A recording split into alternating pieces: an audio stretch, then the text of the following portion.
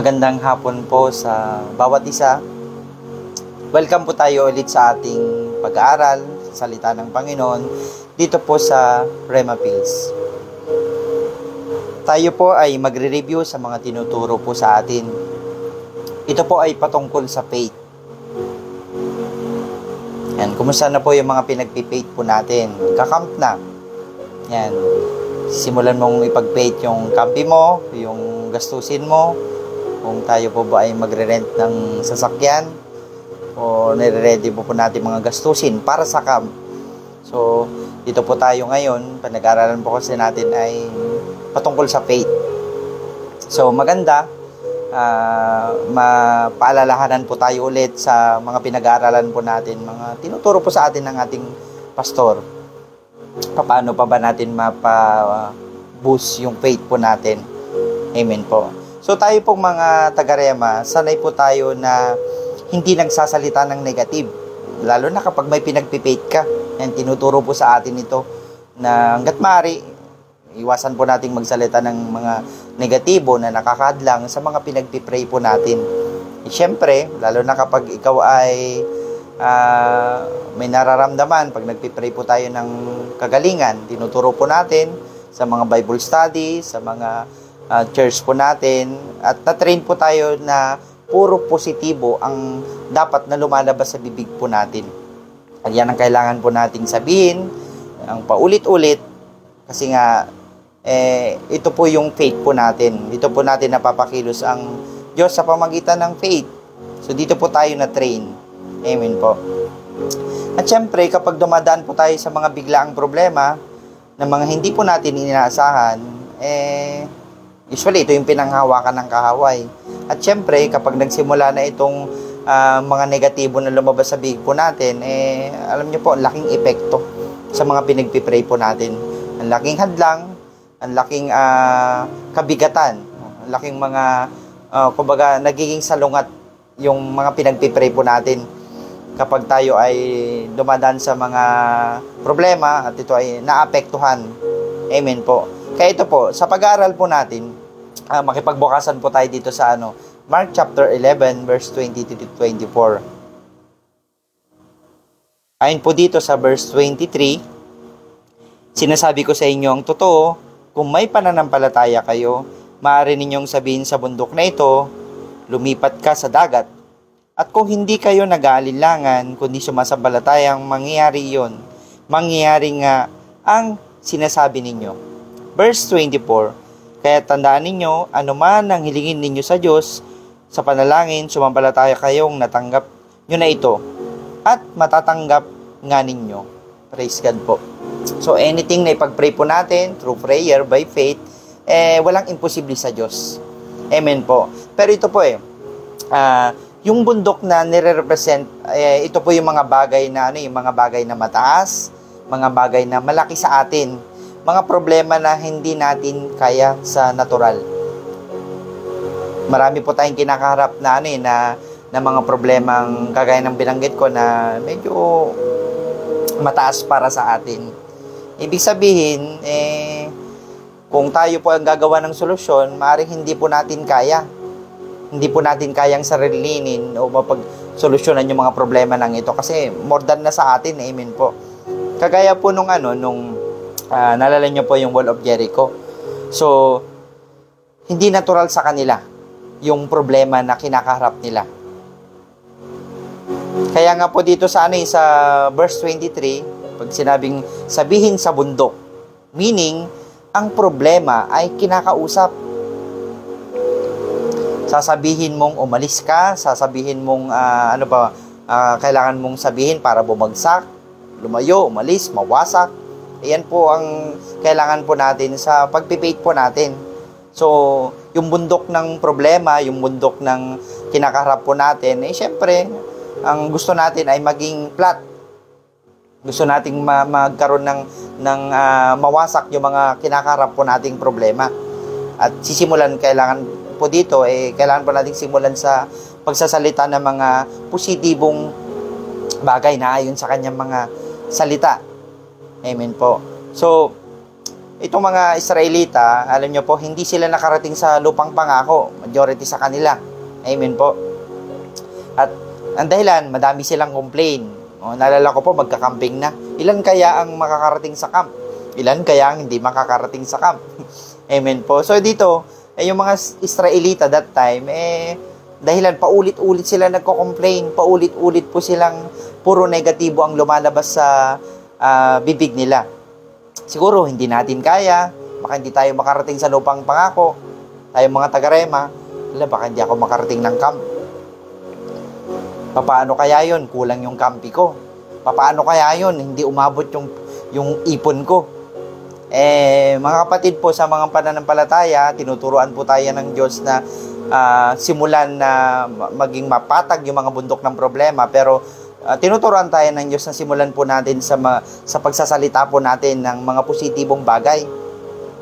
Sabihin, kailangan po natin na iwasan po natin yung mga pagko-complain po natin. Although nandun naman po tayo, natirin po tayo sa pagpipate po natin from time to time na huwag magsalita ng negatibo, pero paalala po sa atin, kapag tayo po ay pag minsan nakakalimot, ayan naapektuhan yung mga pinagpipray po natin. Kaya ang nakarating po sa lupang pangako, si Joshua and Caleb. Kasi alam niyo po, maganda sa kanila, laging positibo ang lumalabas sa bibig nila. Ang madalas silang sabihin, kaya natin ito sa tulong ng Panginoon. Not by might, sa pagpunta natin sa camp. Not by might, sa pagpunta natin, sa pagdala natin ng mga kaluluwa, sa pagtawid natin sa mga tao papunta sa camp. So yan po yung magandang pwede po nating i-adapt sa mga lingkod ng Diyos. Amen po. So ang lakas ng Diyos sa atin, ito dapat yung mindset natin. Amen po. Tinuturuan tayo ng Diyos na lumaban. Siyempre, pagpipray po natin, tatrabail po natin, nilalaban po natin yung pamilya natin. Amen po. So, kagaya ng binanggit ko, ang lakas ng Diyos ang nasa atin. So, wala po tayong dapat ipangamba. So, laging na mindset po natin na kakayanin po nito, kaya po natin ito. Amen po. So, patuloy lang po tayong lumaban, patuloy lang po tayong paglaban yung mga mahalan po natin sa buhay. Hanggang ngayon, maaaring hindi pa nakakakilala sa Diyos, pero ang tinuturuan po tayo ng Diyos ngayon, yung mindset po natin na lahat ng bagay na yan, mapagtatagumpayan po natin. Amen po. So, sa atin po, syempre, iba't iba po yung mga pinagdadaanan po nating problema, kinakaharap po nating problema. Dumaan ka sa dumating yung time, pamilya mo dumadaan sa problema, sa sakit, sa financial.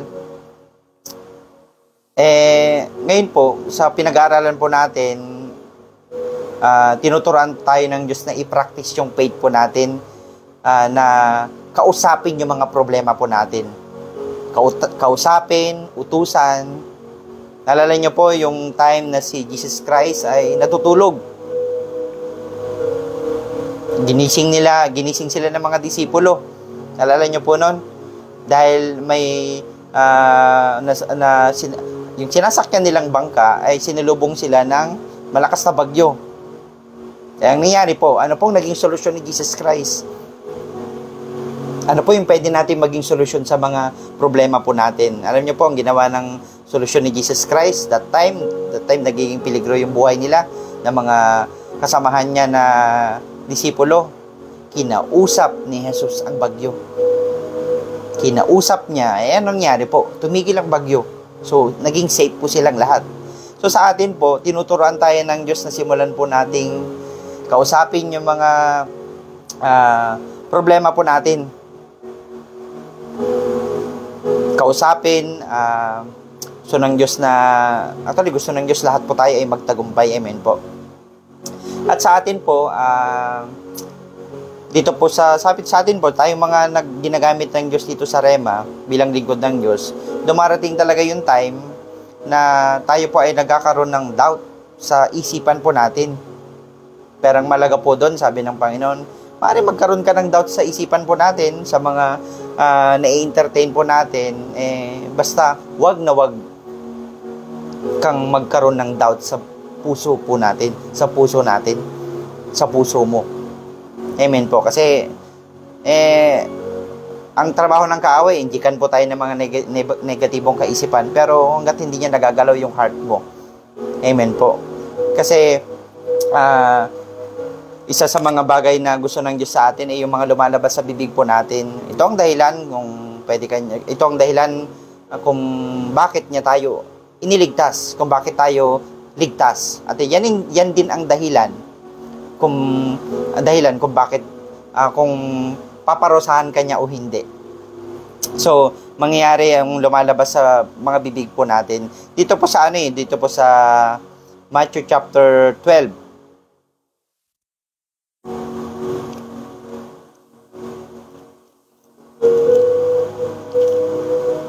Dito po sa Matthew chapter 12. Yan, verse 37. Sabi niya po rito, sapagkat ibabatay sa mga salita mo kung parurusahan ko o hindi. So, dito nakabase ang Diyos sa mga lumalabas sa bibig po natin. At diyan din makikita yung resulta ng mga pinagpipray po natin. Amen po. Kaya nga kung sasabihin mo sa bundok na ito, gusto ng Diyos na masagot yung mga prayers po natin. Pero alam nyo po ba sa ibang translation, kung sasabihin mo sa bundok na ito, sabi niya po sa ibang translation, kung patuloy mong sasabihin sa bundok na ito, ibig sabihin uulit-ulitin po natin na i-confess, uulit-ulitin po natin na kausapin yung mga problema po natin. Amen po. Siyempre, kagaya ng mga tinuro po sa atin, pagdating sa kagalingan, Lord, salamat sa kagalingan. Kapag hindi pa rin umepekto, tinuro sa atin na sabihin pa rin po natin, Lord, salamat sa kagalingan. Lord, salamat sa pangkampi. Lord, salamat sa mga pinagpipray ko. Lord, salamat, makakarating kami lahat sa camp. Amen po. Kaya nga po ito, kung sisimulan po nating sabihin sa bundok, sa bagyo, bundok ng problema, sa bundok ng sakit, sa bundok ng kahirapan, ang solusyon lang po ng Diyos sa atin, kailangan palabasin mo sa bibig mo. Amen po. So, alalahanin po natin, siyempre, lahat po tayo gusto natin magkaroon ng breakthrough sa mga simbahan po natin, lahat. At syempre, hindi naman po tayo nagiging eksperto sa lahat ng mga pinag-aaralan po natin. Although, kailangan po nating i-develop, mag-aral, lalo na patungkol sa faith. Pero alam nyo po ba, in order na mapakilos mo ang Diyos, ang nakakapagpakilos sa Diyos ay yung faith. Yung faith po natin ang nakakapagpakilos sa Diyos po natin. Amen po. Ang Diyos po natin ay buhay. Amen po. Pero ito po kailangan yung faith po natin punong-puno ng kanyang mga salita. Amen po. Kaya sa atin po, ang tanong ng Diyos sa atin, ano ang lumalabas sa bibig po natin? Lalo na kapag ikaw ay dumadaan sa problema. Ano ang unang lalabas sa bibig po natin, lalo na nang nalaman po natin, although hindi na bago sa atin na 2,000 ulit yung camp. Kasi pag minsan nasanay ka sa 500, sanay ka sa libre, o sabi sa'yo ng pastor mo, ngayon, this time, ngayong camp, sagot mo yung campi mo. Sa atin, ano yung unang naging reaction po natin? Unang lumalabas sa bibig po natin? Praise God po! May pangbayad po ako. Or ikaw ba yung nakasimangot dahil, sige po, pastor, sasagutin ko po. Although kailangan po nating sagutin, amen po, kasi nga tayo po ay naturuan na po lalo na pagdating sa mga pinagpipaid po natin, especially po sa mga kampi po natin, amen po. Kaya sa atin po pansinin po natin, ang dahilan, madalas nakaka-apekto, kapag may na-encounter po tayo sa mga problema ng mga tao, pansinin po ninyo, ang reaksyon nila kapag may problema o kaya nahihirapan, Dahil siguro sa hirap ng buhay, mahirap na ang buhay, pero ang lumalabas pa sa bibig, ang hirap naman ng buhay ko. Ang hirap naman ng buhay, oo. Wala na tayong makain, wala tayong pangbayad ng bills. Although nandyan po ang problema, tinuturuan po tayo ng Diyos na sa time ng pressure, masanay po tayo na kontrolin. Magkaroon po tayo ng self-control sa pagsasalita. Amen po. Kaya, syempre, siguraduhin po natin na lahat ng mga lumalabas sa bibig po natin, make sure lang na hindi para sa kaaway. Nalala ko po yung the law of confession. Ang batas po ng Diyos, kung ano yung lumalabas sa bibig po natin, immediately panghawakan ng mga anghel niya. At syempre, wag po natin kakalimutan kapag may mga negatibo pong lumalabas sa bibig po natin, yan din ang agad na pinanghawakan ng kaaway. Kaya nga make sure lang po na walang pinanghawakan ang kaaway si Satanas sa buhay po natin. Amen po. So ingatan po natin ng mga bibig po natin, lalo na kapag tayo ay may mga problema. Tayo ay nagkaroon ng mga problema sa sabihin natin, sa ministry po natin, sa pamilya po natin.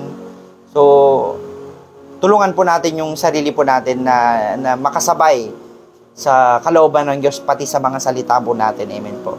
Kagaya ng binanggit ko kanina, Matthew 12:37, nakabatay ang mga salita mo kung parurusahan ka o hindi. Amen po. Meaning, kung ano yung gusto nating mangyari sa atin, makikita sa mga lumalabas sa bibig po natin. Nalala ko po, nung time kay Job. Alam niyo po, dumating yung time. Alam po natin yung kwento ni Job. Amen po. Paulit-ulit po nating narinig yung naging buhay ni Job. Pero alam niyo po ba, dumating yung time, ultimo yung asawa niya, sumpain mo na yung Diyos mo na yan. Alam niyo po, dumadating yung time na siguro sa paglilingkod mo natin, actually lahat po tayo makaka-entertain ng atake ng kaaway.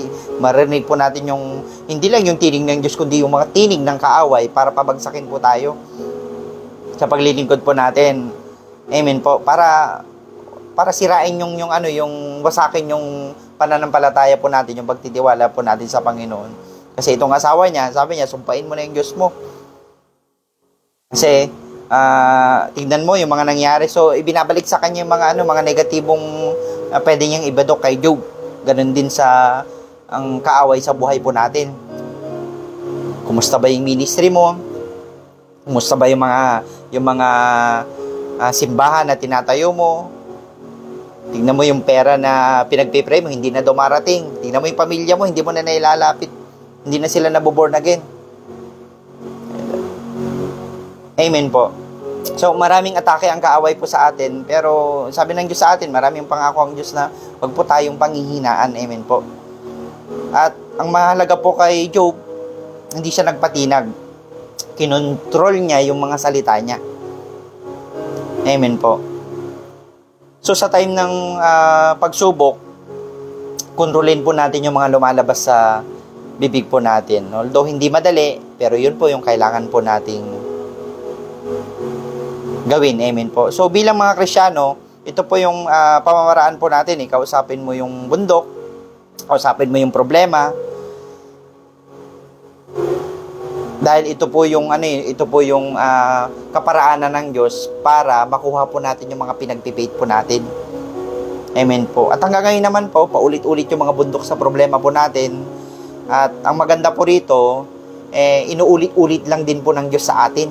Pinapaalala po sa atin ng Holy Spirit, anak, mananagumpay ka. Anak, hindi ka kulelat. Amen po. So, sa mga pinagpipate po natin, patuloy lang po natin ipag-pate. Ang pamilya po natin, darating yung time, makasama po natin ng mga mahal po natin sa buhay.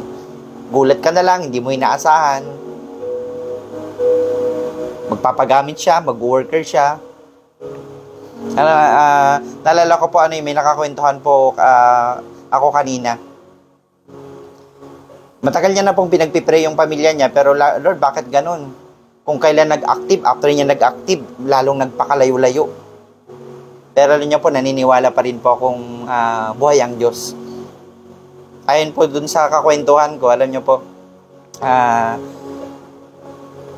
pinagpipray niya yung pamilya niya, parang, alam niyo po yung parang walang nagiging resulta. Para bang walang nangyayari.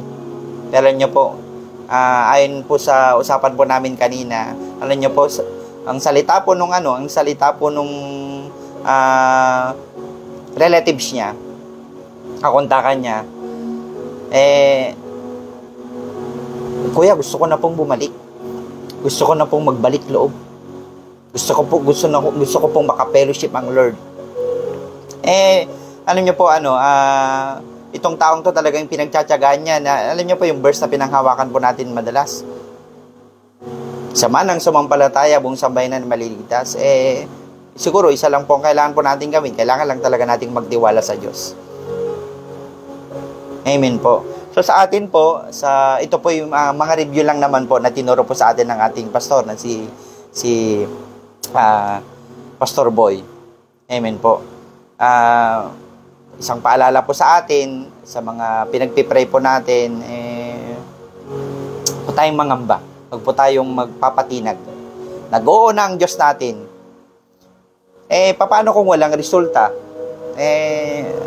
Ang sabi ng Diyos, mag-confess ka lang. No need na magpaalam ka sa authority, dahil ang sabi ng Diyos, lahat ng mga naayon sa kalooban niya na para sa atin matagal nang inuuhan ng Diyos. So hindi na kailangang ipaalam pa natin yung authority po natin. Amen po. So tuloy ka lang sa pagko-confess. Lord, salamat sa pangkampi, salamat sa mga kamag-anak ko. Someday makakasama ko sila sa paglilingkod. Lord, salamat sa mga simbahang itatayo ko. Lord, salamat sa mga kaluluwa na may lalapit ko pa sa iyo. Amen po. So, magpatuloy lang po tayo at magpatuloy lang po tayo sa paglilingkod po sa tulong ng Diyos at sa mga pinagpipray po natin. Darating yung time, maging answered prayer po tayo sa tulong ng Panginoon, sa tulong ng pagko-confess po natin. At hindi kalooban ng Diyos na maging talunan po tayo. Amen po. So, yun lamang po, ngayong hapon po, naway enjoy po natin yung ngayong linggo, i-enjoy po natin yung paglilingkod po natin sa Diyos at lagi nating alalahanin yung mga salita niya na siyang patuloy na makatulong sa atin, magpalakas sa atin. Amen po. So, minsan pa po tayo po ay mag-pray.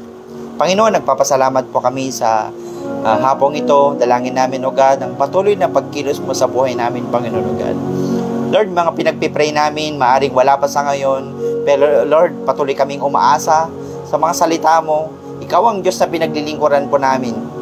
At hindi kami magpapa-apekto, hindi kami magpapa-apekto sa mga gawa ng kaaway sa paligid namin. Because titignan namin, Panginoon, O God, ang ginawa mo sa krus ng Kalbaryo, sa mga pangako mo. Kailanman, hindi mo binigo ang iyong mga anak. Kailanman, hindi mo pinabayaan ang iyong mga anak. Kaya Lord, nagpapasalamat kami sa mga pinagpipray namin. Salamat sa mga mahal namin sa buhay na makakasama namin sa paglilingkod. Panginoon, Ikaw ang siyang mataas sa buhay namin. Salamat po, O God, sa patuloy na pagsama mo sa amin. Tulungan mo kami na maging tapat sa paglilingkod hanggang sa muli mong pagdating, Panginoon. Salamat sa pangalan ni Jesus. Amen. Muli po, magandang hapon po sa bawat isa. Pagpalain po kayo ng Diyos. Magandang hapon po.